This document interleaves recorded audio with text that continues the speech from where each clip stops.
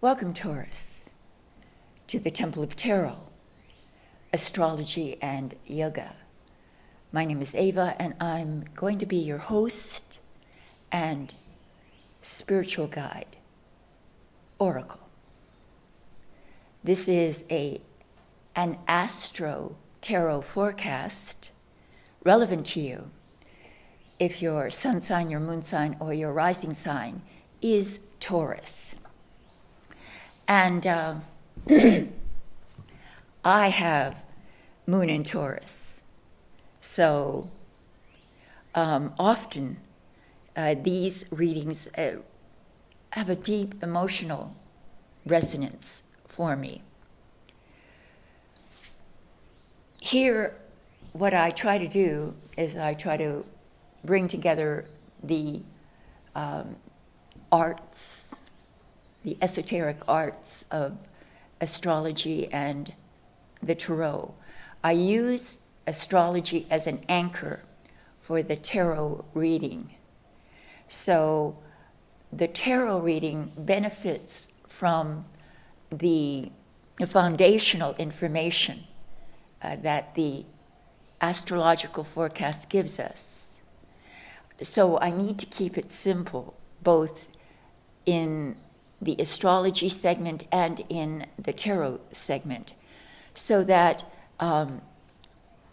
the relationship between them is easy to glean or to understand or to interpret.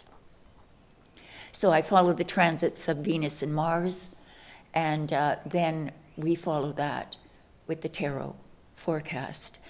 Venus and Mars this month are in your 3rd and 4th house, because Venus is still in Cancer and Mars is moving into Leo, and these are your 3rd and 4th house. The 3rd house is about your neighborhood, your neighbors, your immediate community.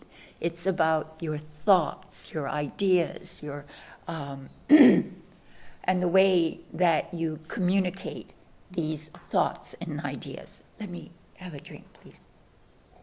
Yes, and so you're the first people that I've spoken to today, so I need to clear my throat. The 3rd house is the house of siblings. The 3rd house is the house of communication, the communication of ideas, networking, in effect. And the 4th house is about your home, about family, about your roots, about even your ancestral identity. So now these two houses are being lit up. The planet of Venus symbolizes love and beauty and harmony and money, because it's about what you value. Mars Mars is a planet of drive and action and moving physically forward, being motivated and driven and ambitious. So when we have Mars in your 4th house, then your home and family, and perhaps even your father, are activated. You're motivated in this area. Energy flows into this area so that your home, where you feel you belong, where you feel secure, loved, becomes something that you pour your energy into in ways that maybe beautify your home, that create interest and excitement in your home. The home becomes the base of your energetic focus, as does your family and does perhaps your father, bringing him into the home, or in some way providing a shelter for your father, or for your, in this case, because Venus is in the third of siblings, it could even be your siblings. But there's intense communication between you and your community, in your community. Intense networking is going on that brings value, sometimes monetary value, but sometimes emotional value. So this is what's going on. So this is the anchor, the area of your life that is receiving the energies of the cosmos, giving each aspect is an opportunity. That's how I see it. An opportunity to create something better within the scope of the house. So now, with all that said, let's move on to your tarot forecast now. So welcome, Taurus, to your tarot forecast for August 2025. Well, you know, if I were to see or feel the forecast that was given for Taurus for the month of August, I identify with it, probably really because I have Moon in Taurus, in a very emotional way. My neighborhood, I've just moved to the Big Island. My neighborhood and my neighbors are really, yes, I'm bonding. I'm finding friends and creating friends within my neighborhood. So you might be feeling something like that, experiencing something like that. And yes, communication with the people that I meet here is where my heart is right now, because I want to know where I am, and where you are is often dictated by who lives there, what kind of people are around you. And so I'm in the process of finding friends, you know, people that I enjoy. There are a lot of people here who are renegades. You know, it's the Big Island, and I live on a off-grid property, so there's a lot of renegades in the neighborhood. And so that's often an interesting aspect of what neighborhood you live in. So let's begin your reading. You make 3 piles, then you reassemble them. And this is a 4-card spread. The first card is going to represent the overall energy or thematic mood of the month. Wow, yes indeed. Look at this. Happy family. Happy, happy family. That's a happy family. If I've ever seen one, that's a happy family. You see the 10 cups in the rainbow? Those are representative of the emotional journey it took to arrive at your paradise, your Shangri-La, your Xanadu. So as we see, here we have a family with children playing, and their arms are reaching up as if to say, hallelujah, we've made it.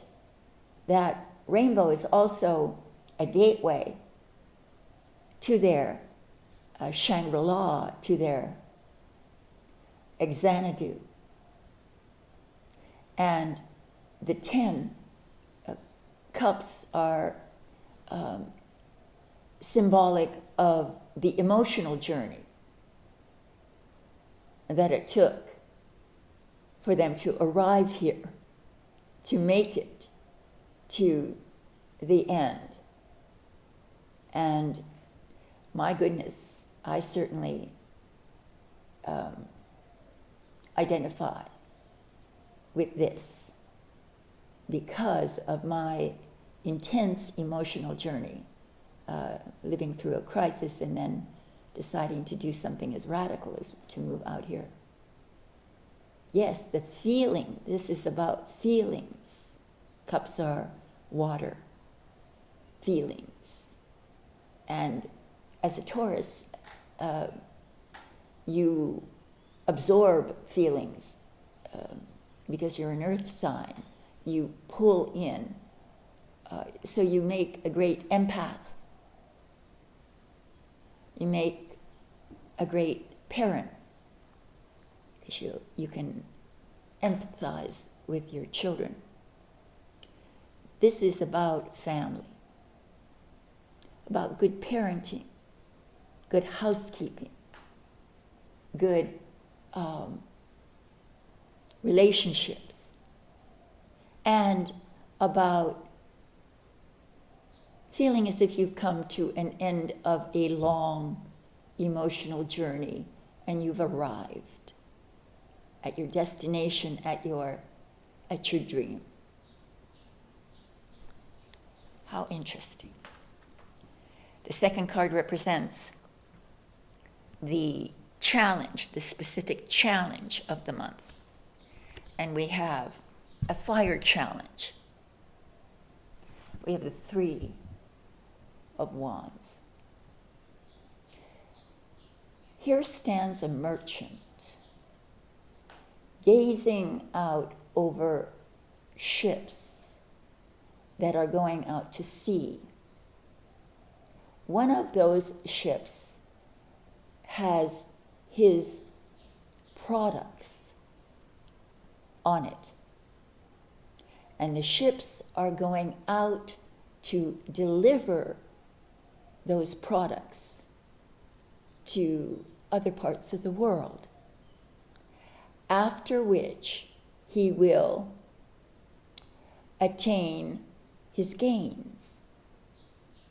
So he is literally at the end of a particular journey of production. But now it is about what he has produced being shared with the world. So your services, your knowledge, your wisdom, your skills are on that ship, going out to sea, going out into the world. So he's meditating on the possibilities. He has one wand that he's leaning on. You see, the 3 wands represent a evolution of an idea into manifest reality. The rod that he's holding as a support is his confidence in his idea, because that's the first thing that launched the production of that idea, the fulfillment of the plans. The second wand represents the plan. And the third now is the execution of that plan. But yet there is still an unknown as to how that process of idea to initiation will actually result in gain, victory, success. So that is your challenge.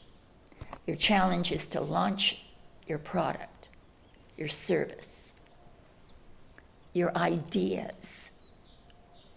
So let's see what is unexpected.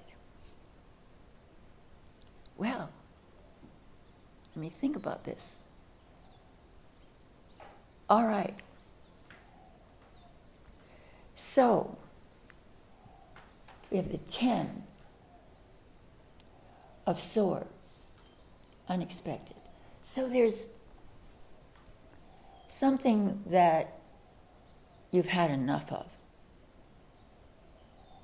that you don't want to continue to do, to think, or to feel. Something needs to end. Because we have two tens here which are completely at the opposite end of the poles of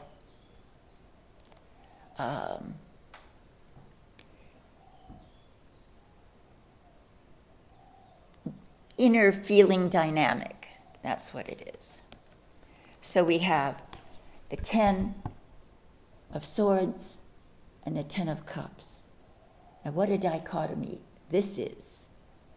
So, in order for you, here's the family, in order for that family to enter, to finish the journey, and to claim their Shangri-La, their paradise, they have to surrender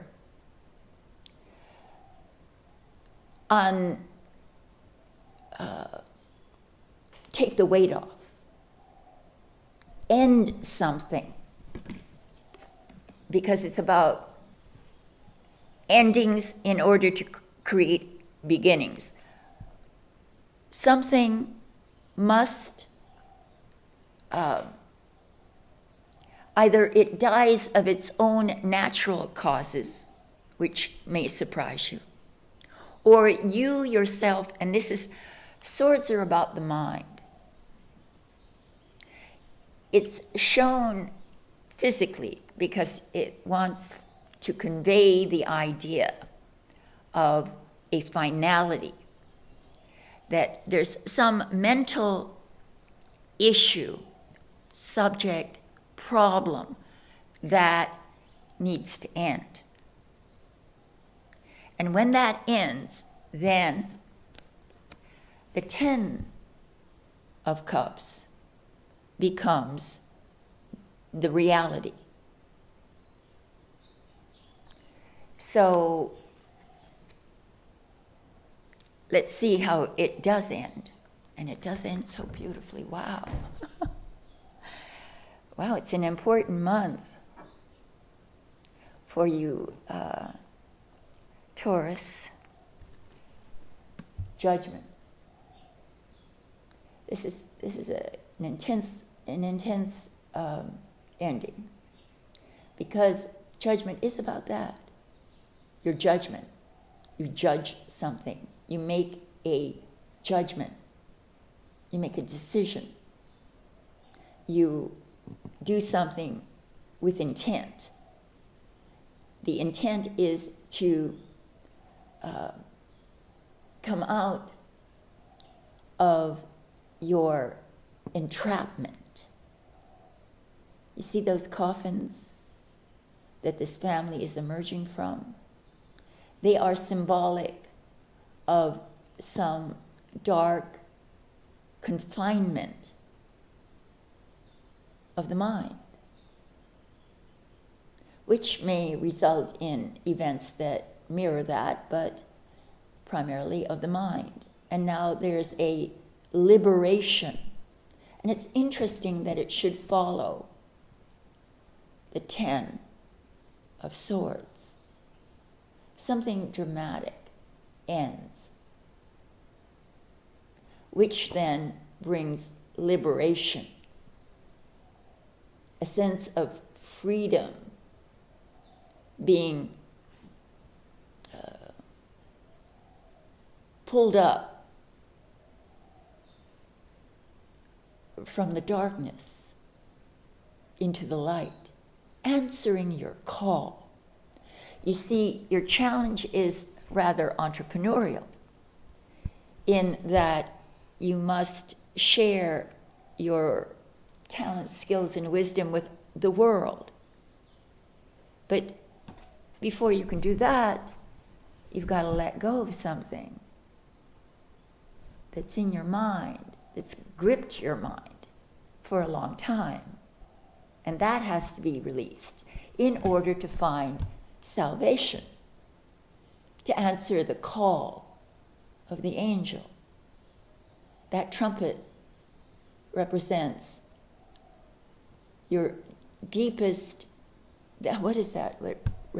Reason for being.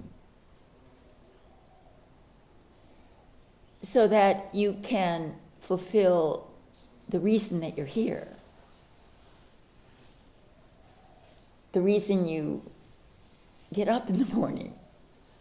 So it's an important revelation. The trumpet also represents revelation. Aha, oh, I got it. This is what I have to do. And so this is a very dramatic salvation card. You hallelujah. I found God. I found the way. I found an exit from the darkness. And so it's time to celebrate and to make a choice, a very important choice. That is your forecast. The shamans of the ancient world collected and practiced these, what they call passes. They're highly energetic poses and movements designed to strengthen not only your body but your organs and also your sense of intentionality. So what we're going to do is called the kicking energy in the front and the back of the body. Pass. They're called passes. And I chose this one for you because looking at the 10 of Swords reminded me that there's something that you've had enough of, that you want to cut the cord and get rid of it. And so this is the perfect pass to create this energy. So what we do is this, if you follow me. You bend the knees just slightly. I'm going to lean over onto the right leg as we lift the left leg and kick it forward, like this. Then you lean forward and you kick the back leg to the back, bending the knee at about a right angle. So then, after that, we do it in the opposite direction. We kick the right leg and we lift the left up in the back and kick it back. So let me show it to you sideways.